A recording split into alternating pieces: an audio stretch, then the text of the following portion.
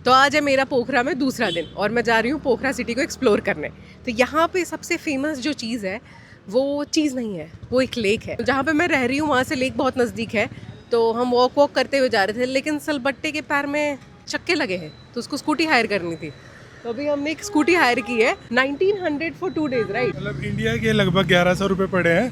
अब इसमें terms and condition ये है कि इन्होंने मांगा कुछ नहीं, जैसे आधार कार्ड, पासपोर्ट वगैरह, ड्राइविंग लाइसेंस वगैरह। बस टर्म एंड कंडीशन ये है कि अगर चालान आता है तो वो हमें भरना पड़ेगा। वो कभी कभी आता है। इन्होंने बोला कि इस पूरे सीज़न में इन्होंने इंडियंस को काफ़ी दिया है बाइक रेंट, स्कूटी रेंट पे, लेकिन एक भी चालान नहीं आया है। कह रहे कि 0.5% होता है चालान का चांसेस 100 में से। तो देखते हैं क्या होता है। मेरा मन था कि जल्दी से कवर हो जाएगा और पैदल चले। कब तक चलेंगे? ये ऐसा नहीं है काठमांडू की जैसा कि चीज़ें इजीली अवेलेबल है, थोड़ा दूर दूर है चीज़ें, तो चलने में भी आसानी रहेगी, मज़ा भी आएगा। और होंडा डियो है भाई। हाँ, इसके ज़्यादा चार्जेस ले रहे हैं।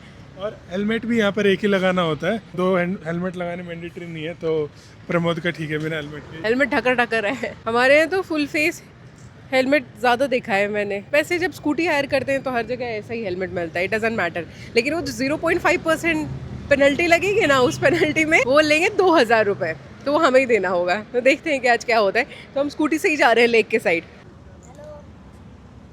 कहाँ से हो आप? मैं नेपाल से। नेपाल में कहाँ से? पोखरा से। हाँ? पोखरा से। पोखरा से? हाँ, पोखरा बोलते हैं, पोखरा बोलते हैं? पोखरा। पोखरा। हाँ। क्या कहना चाहोगे आप अपने दर्शकों को? लाइक करें, सब्सक्राइब करिए।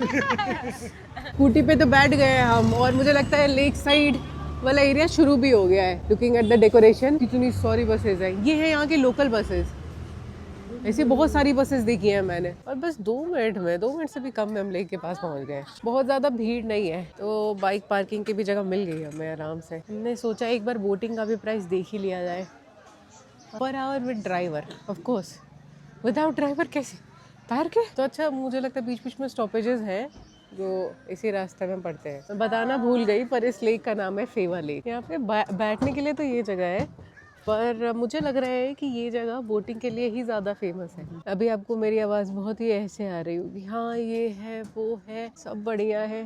कल क्या हुआ था, अचानक से मेरी तबीयत ख़राब हो गई थी रात में, सर्दी जुकाम। तो मैं दवाई तो लेके आ गई थी, पर अब भाई जो होना रहता है वो तो होकर रहता है। दवाई खाई है मैंने कल, उसके बाद से ना अभी तक मैं नींद में ही हूँ। तो मैं अभी जहाँ पे हूँ, पोखरा सेकेंड लार्जेस्ट सिटी है यहाँ पे नेपाल में। यहाँ से टूरिज्म इनफ्लो बहुत होता है। ये पता है एक्साइटिंग जगह क्यों है? क्योंकि यहाँ से ना बहुत सारे बेस कैंप्स के लिए, बहुत सारी वैसे नॉर्मल ट्रैकिंग के लिए रूट खुलता है। जैसे यहाँ पे लोग आते हैं, रुकते हैं, फिर ट्रैकिंग के लिए निकलते हैं। एक स्टॉप होता है या तो स्टार्टिंग होती है ट्रैकिंग की। तो जो फेमस अन्नपूर्णा ट्रैक है ना, बेस कैंप ट्रैक, वो यहीं से शुरू होता है। और अन्नपूर्णा का ट्रैक करना इज़ नॉट ईजी। बहुत सारे फॉरेनर्स आते हैं यहाँ पे, रुकते हैं, एक्लेमेटाइज होते हैं, फिर ट्रैक के लिए निकलते हैं। तो उसकी वजह से ना ये शहर बहुत वाइब्रेंट रहता है। होल ईयर ऐसे चमकता धमकता रहता है, वाइब्रेंट ऐसे। और इकोनॉमी का बहुत बड़ा सोर्स है पोखरा। जैसे अब ये लेक ही हो गया, अभी इस लेक पे ना लोग आते हैं, जैसे मैं बैठी हूँ यहाँ पे मस्त एकदम। हालांकि कोई एंट्री टिकट विकेट नहीं है कि आने का बैठने का आपको पैसे देना है। मुझे लगता है जो बोटिंग का होगा उसका स्पेशल चार्ज होगा। और बोटिंग यहाँ पे लोगों की सबसे फेवरेट एक्टिविटी है, क्योंकि ये लेक बहुत बड़ा है, यहाँ से लेके उस साइड तक। वो किनारा दिख रहा मुझे बहुत दूर। तो भाई इतनी दूर जाने में मज़ा आता है लोगों को। एकदम शांति प्रिय जगह है, पीसफुल, बिल्कुल बहुत ही सुंदर। और हालांकि अभी तो मौसम नहीं चल रहा है ट्रैकिंग का या किसी और चीज़ का, सीज़न नहीं है अभी। यहाँ के मोस्टली लोकल लोग ही दिख रहे हैं मुझे। लेकिन जब सीज़न होता है ना, तो मुझे पता है ये पूरी जगह कहीं कुछ भी, सब कुछ खचाखच भरा हुआ होगा। अभी जब जहाँ स्टे में मैं रुक रही हूँ, वहीं पे काफ़ी फॉरेनर्स हैं, अमेरिका से, बेलारूस से, रशिया से।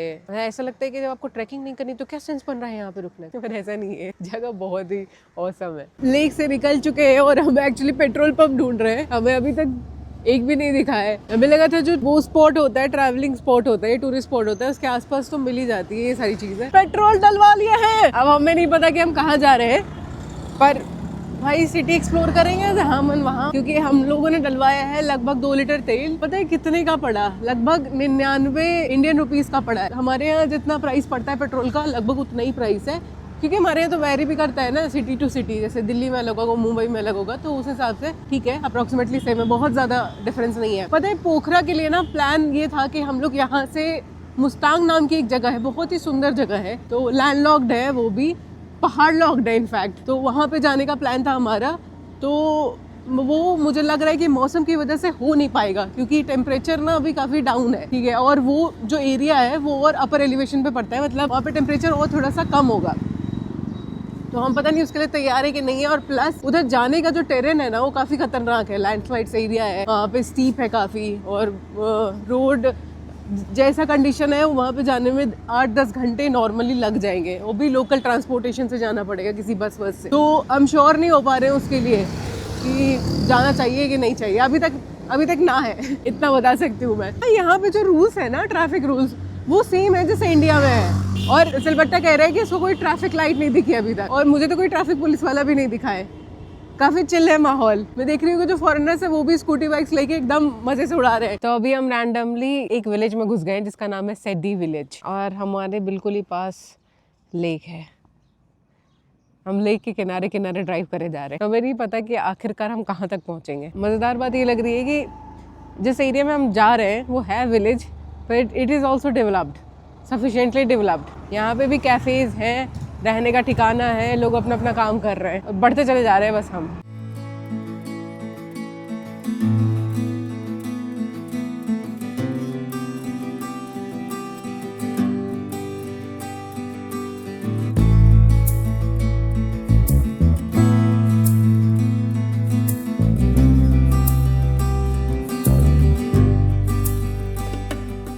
सूरज बस थोड़ी देर में पहाड़ के पीछे जाने वाला है। इतना ज़्यादा सुंदर है ये गाँव। अब रास्ते की हालत थोड़ी सी जर्जर हो गई है, मुझे लगता है कि हम प्रॉपर दूर दराज के इलाके में आ गए हैं। और भाई सामने जो पहाड़ व्यू दे रहा है, हो मैंने पहुंचा दिया है सबको यहाँ पर। ये बहुत ही वीरान इलाका है, ऑफ रोडिंग करके आई हूँ मैं। चाबी हैंडल नहीं करती मालकिन, चाबी हैंडल नहीं करती मालकिन, सिर्फ खड़ी होकर पोज देती है। अभी हम एक ऐसी जगह पहुंच गए हैं जो बहुत ही ज्यादा दूर है बाकी सारी चीजों से। सामने खेत है और बहुत ऊंचे ऊंचे पहाड़ है, और बहुत मजा आया यहाँ पे ड्राइव करने में। कोई दिक्कत अड़चन ऐसी कुछ खास नहीं आई, अनटिल अनलेस कोई एकदम जबरदस्ती पहाड़ पे चढ़ा दे, बाकी कोई दिक्कत नहीं आई। अब हम वापस लौट रहे हैं क्योंकि ठंड बढ़ रही है, सूरज नीचे जा रहा है, तो बहुत जल्दी कांपना शुरू हो जाएगा हमारा, क्योंकि ये बिल्कुल ही अनप्लान ट्रिप था हमारा। बाकी ये सब जो देखा है ना भाई साहब अविस्मरणीय है। Hello people, good morning. तो कल शाम को क्या होता है कि हम घूमते घूमते बहुत दूर विलेज के अंदर चले गए थे, और फिर हमें पता चला सारंगकोट के बारे में, जहाँ पे अभी हमें जाना है। सारंगकोट एक ऐसी जगह है जहाँ से बहुत सुंदर कुछ दिखता है। मुझे पता है कि बहुत सुंदर दिखता है, बहुत सुंदर दिखता है। तो मैं वहाँ पे जाने के लिए आज सुबह 7 बजे उठी हूँ। इट्स अ ह्यूज डील, क्योंकि मैं अपनी लाइफ में कभी भी सनराइज देखने के लिए नहीं उठती, सनराइज मुझे देखने के लिए उठता है। अभी मैं जा रही हूँ स्कूटी से धू सारंगकोट, और वहाँ जाने में लगभग आधा घंटा लगेगा। मैं फुली पैक्ड हो गई हूँ, तैयार व्यार हो गई हूँ, ब्रश वश कर लिया, वहीं पे जो खाने को मिलेगा चपेट लूंगी। लेकिन मोस्ट इम्पोर्टेंट, बहुत सुंदर दिखता है सारंगकोट से सब कुछ। Let's see. सूरज कंपटीशन में जीत गया है। मैं देख रही हूँ वो तो पहले ही उठा हुआ है, बहुत ज्यादा ठंडी हवा लग रही है, पहाड़ दिख रहे हैं वो भी क्लियर अभी। काफी लोग जग चुके हैं रोड पे, मुझे लगता था कि सब मेरे ही टाइम पे उठते हैं। अरे गलती से इस गली में घुस गए, देखो सामने, ओ भाई साहब क्रेजी, ऐसे पहाड़ है यहाँ पे, वो कल तो दिख भी नहीं रहे थे ये। ओ माय गॉड, मुझे ऐसा लग रहा है कि मैं स्वर्ग में जा रही हूँ। सामने बिल्कुल इतने भाई विशाल पहाड़ है, नहीं देखा मैंने ऐसा कुछ कभी। ये पहली बार हम पहाड़ के रास्ते पे चढ़ रहे हैं, इससे पहले हम सिर्फ वैली में घूम रहे थे। अभी जब बिना चढ़े ऐसा लग रहा है, चढ़ के कैसा लगेगा। अभी टोटल 3 किलोमीटर बचे हुए हैं, और 1.2 किलोमीटर पे राइट मुड़ने के लिए बोल रहा है। हालांकि यहाँ कोई राइट लेफ्ट है नहीं, गूगल मैप्स को कुछ तो करना पड़ेगा। खाई से रास्ता दिखा रहा था। मिस्टिकल मैजिकल जम चुके हैं हम। वो तो भला हो इस धूप का जो आते जा रही थी, तो थोड़ी सी फ्रीजनेस कम हुई, फ्रिजीनेस एक नया वर्ड बनाया मैंने। अब हम जाएंगे यहाँ से चल के टॉप। हाँ दोस्तों, अभी तक टॉप पे पहुँचे नहीं है, 12 किलोमीटर चलने के बाद भी। तो भाई क्या मजाक है ये, मुझे लगा था कि व्यू पॉइंट पे पहुँच गए, क्या जबरदस्ती। टिकट लगती है भाई, टिकट लगती है, 60 रुपए की टिकट। एवरेस्ट बेस कैंप पहुंच गई हूँ। हमने ना दूर से देखा था इसको जब स्कूटी चला रहे थे, तो हमें लगा कि अरे यहाँ थोड़ा ही आना हुआ, तो बहुत ऊंचा है। Look where we are. Usually मैंने देखा है कि व्यू पॉइंट पे बस जाके खड़े हो जाना होता है, खुला सा एक क्लिफ होता है या पहाड़ होता है, बट मुझे लग रहा है कि मैं नीचे ज़्यादा पहाड़ देख लिया। हाँ यहाँ से तो कुछ दिख ही नहीं रहा है। हाँ, ये तो धुंध हो गई है। यही है मिस्ट। नहीं सुबह भी थी ये मिस्ट, ऐसा नहीं है हम लेट से आए हैं, मिस्ट जल्दी आ गया है। तो ये अभी नीचे वाला पार्ट है, अभी और ऊपर जाना है 4-5 तल्ला, तब जाके मुझे एक्चुअल व्यू पॉइंट मिलेगा। पर यहाँ पे ना पहाड़ के नाम लिखे हुए हैं, जो पहाड़ उधर है ना अप्रोक्सीमेटली उनका नाम यहाँ पे दिया हुआ है। जैसे ये धौलागिरी है, उस साइड दिख रहा है धौलागिरी, ठीक है। और उसके बाद नीलगिरी है, तो नीलगिरी जो वो वाला पहाड़ है जिसपे स्नोफॉल नहीं है, मतलब स्नो कवर नहीं है। और उसके बाद फिर अन्नपूर्णा साउथ, तो वो वाला जो पहाड़ है वो अन्नपूर्णा है। और फाइनली हम लोग को अन्नपूर्णा रेंज देखने को मिल गई। मुझे लग रहा था कि कहीं पे नहीं मिलेगा, ऐसे लोग बना रहे हैं कि अन्नपूर्णा यहाँ से दिखता है, पर यहाँ पे अन्नपूर्णा का साउथ भी, अन्नपूर्णा 3 है, फिर अन्नपूर्णा नॉर्थ है। ये सारा जो रेंज है ना वो अन्नपूर्णा से ही घिरा हुआ है, ठीक है। और ये जो है कहाँ गया, वो जो नुकीला पहाड़ है ना उसका नाम है माचा पूछरे। और पता है इसका रिफ्लेक्शन शाम को फेवा नदी में आता है और सब लोग क्रेजी हो जाते हैं। ये मतलब ये बहुत ही पिक्यूलियर बात है कि किसी माउंटेन रेंज का रिफ्लेक्शन आ रहा है नदी में और लोग एंजॉय कर रहे हैं, वो भी सिटी के बीच में बिल्कुल। उसके बाद और भी पहाड़ है, जैसे अन्नपूर्णा 3 है ना, बस बगल में ही है वो जो रेंज दिख रही है। और फिर अन्नपूर्णा 4, मैंने कहा ना कि अन्नपूर्णा का सारा रेंज है इधर। और फिर और जो छोटे छोटे रेंज हैं जो मुझे दिख नहीं पा रहे हैं, जो थोड़ा सा मिस्ट हो गया है, उसका भी नाम दिया हुआ है। जो नहीं दिख रहे हैं उनका भी नाम दिया हुआ है। एंड में है माना स्लू, जो कि 8163 मीटर पे, मतलब 8000 की पीक ना मुझे 3 दिखी यहाँ पे।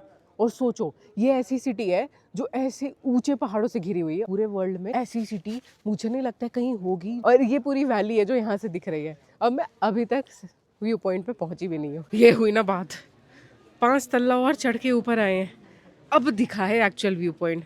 अब यहाँ पे चारों तरफ पहाड़ है, चारों तरफ, मैं कह रही हूँ 5वीं तरफ भी पहाड़ ही है। भाई साहब कितना क्रेजी। हाँ वो फेवा लेक है भाई साहब, इसमें इस पहाड़ का रिफ्लेक्शन कैसे आता होगा।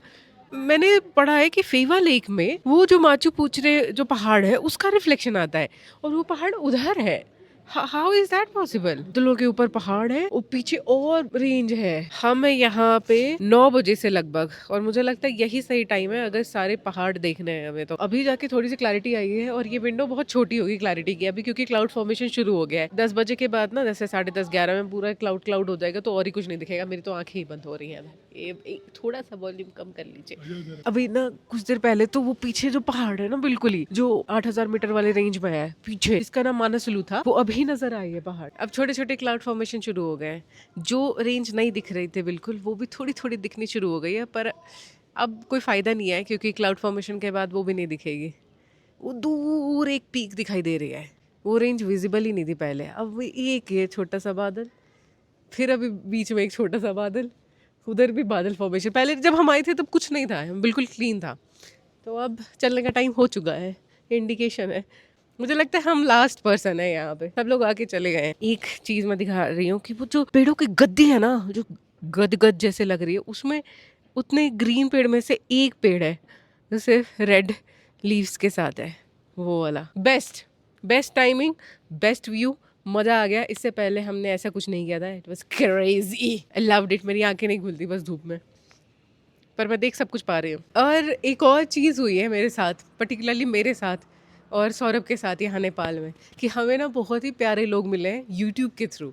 बहुत लोगों ने हमें पहचाना है, हमें ग्रीट किया है, बहुत अच्छी अच्छी बातें बताई है। और बहुत ही खुशनुमा लोग थे सारे के सारे, जो बात करने के लिए बिल्कुल ही तत्पर, और बहुत सारी बातें बता रहे थे, खाने के सजेशंस दे रहे। तो हमसे पूछ रहे थे कि आपका कैसा जा रहा है यहाँ पे स्टे, या कैसे लोग मिल रहे हैं आपको, सब कुछ ठीक है ना, ऐसे पूछते जा रहे थे। मैं कह रही हूँ बहुत सारे लोग मिले हैं, यहाँ पे भी मिले हैं, पशुपतिनाथ टेम्पल गए वहाँ पे भी मिले हैं, और सबने यही पूछा कि आप ठीक हो ना, सब कुछ सही चल रहा है ना। And it was very sweet. और ये पहला इंटरनेशनल ट्रिप है जहाँ पे हमें सब इतना जानते हैं और इतने प्यार से ग्रीट कर रहे हैं, पहली बार ऐसे हुआ है। तो हम लोग बहुत ज़्यादा ओवरवेल्म थे और हमें बहुत ज़्यादा अच्छा लगा जब लोग हमसे मिल रहे थे यहाँ पे। हमें नहीं पता था कि नेपाल में लोग हमें इतना जानेंगे। It is like huge. Thank you so much Nepal, thank you. तो दोस्तों, पोखरा की सीरीज़ यहीं पे ख़त्म होती है, क्योंकि पोखरा में ये अभी इस मौसम में बेस्ट चीज़ें हैं जो हम कर सकते हैं। इसके अलावा जो हमने प्लान किया था वो अभी के टाइम में पॉसिबल नहीं है। वी माइट बी स्टक अगर हम लोग अपर और जाने की कोशिश करेंगे तो। बहुत ही सुंदर है पोखरा, बहुत ही अंडररेटेड है मुझे लगता है ट्रैवलर्स के बीच में।